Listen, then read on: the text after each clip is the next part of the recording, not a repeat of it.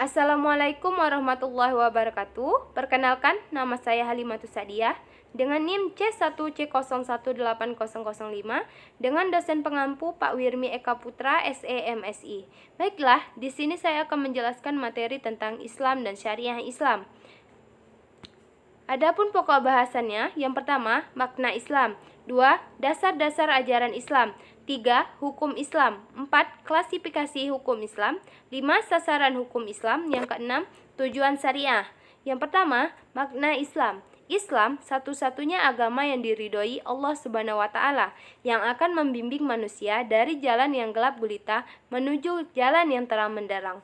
Islam mengajak manusia untuk taat dan beribadah hanya Allah Subhanahu wa taala semata, tidak menyekutukannya dengan apapun dan meninggalkan semua larangannya. Dasar-dasar ajaran Islam. Dasar-dasar ajaran Islam adalah garis besar atau rancangan ajaran Islam yang sifatnya mendasar, dan ajaran Islam ialah sekumpulan pesan ketuhanan yang diterima oleh Nabi Muhammad SAW untuk disampaikan kepada manusia sebagai petunjuk perjalanan hidupnya semenjak lahir hingga mati. Yang pertama, akidah, sesuatu yang dipegang teguh di dalam lubuk jiwa dan tidak dapat beralih daripadanya. 2. Syariah, semua peraturan agama yang ditetapkan oleh Allah Subhanahu wa taala untuk kaum muslim, baik yang ditetapkan dalam Al-Qur'an maupun sunnah Rasulullah sallallahu alaihi wasallam yang diberikan kepada manusia melalui para nabi agar manusia hidup selamat dunia maupun akhirat. 3. Akhlak, dorongan dari keimanan seseorang sebab keimanan harus ditampilkan dalam perilaku nyata sehari-hari. Adapun hukum Islam. Hukum Islam adalah sistem kaidah-kaidah yang didasarkan pada wahyu Allah Subhanahu wa taala dan sunnah Rasul mengenai tingkah laku mukallaf, yang mana orang yang sudah dapat dibebani kewajiban yang diakui dan diyakini yang mengikat bagi semua pemeluknya. Adapun klasifikasi hukum Islam, yang pertama, wajib, suatu perkara yang harus dilakukan seseorang muslimah yang telah dewasa dan waras atau mukallaf, di mana jika dikerjakan mendapat pahala dan apabila ditinggalkan akan mendapat dosa. 2. Sunnah, suatu perkara yang bila dilakukan umat Islam akan mendapat pahala, jika tidak dilaksanakan tidak berdosa. Yang ketiga, haram, suatu perkara yang mana tidak boleh sama sekali dilakukan oleh umat muslim dimanapun mereka berada, karena jika dilakukan akan mendapat dosa dan siksa di neraka kelak. Yang keempat, makruh, suatu perkara yang dianjurkan untuk tidak dilakukan, akan tetapi jika dilakukan tidak berdosa dan jika ditinggalkan akan mendapat pahala dari Allah Subhanahu wa taala.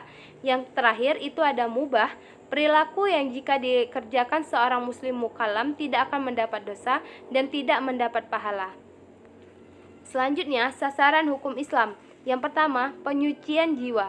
Seorang Islam menjadi sumber kebaikan, bukan sumber keburukan. Hal ini ditempuh dalam berbagai ibadah yang intinya akan membersihkan jiwa dari kotoran-kotoran atau penyakit dengki, memperkokoh kesetiakawanan sosial, misalnya dalam ibadah sholat, puasa, dan zakat.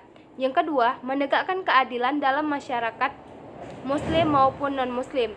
Adapun kriteria adil menurut Al-Maward, yaitu berkelakuan baik, tidak melakukan dosa besar, dan tidak terus-menerus melakukan dosa kecil. Yang terakhir, kemaslahatan. Maslahah Islami yang diwujudkan melalui hukum Islam dan ditetapkan berdasarkan nas-nas agama adalah maslahah hakiki.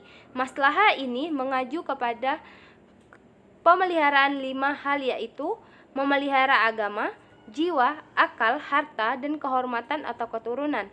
Tanpa terpeliharanya 5 hal ini, tidak akan tercapai kehidupan manusia yang luhur secara sempurna.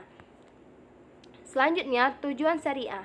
Secara umum, tujuan syariah Islam adalah untuk mendatangkan kemaslahatan dan sekaligus menolak kemudaratan dalam kehidupan umat manusia.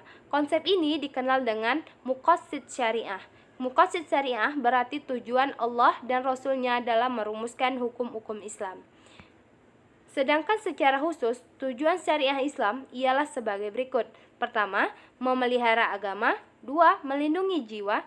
3. Memelihara akal dan jiwa. 4. memelihara keturunan. 5. Melindungi rasa aman seseorang. Dan terakhir, 6. Memelihara harta benda. Baiklah, itulah materi dari saya. Lebih dan kurang mohon maaf. Saya ucapkan terima kasih. Wassalamualaikum warahmatullahi wabarakatuh.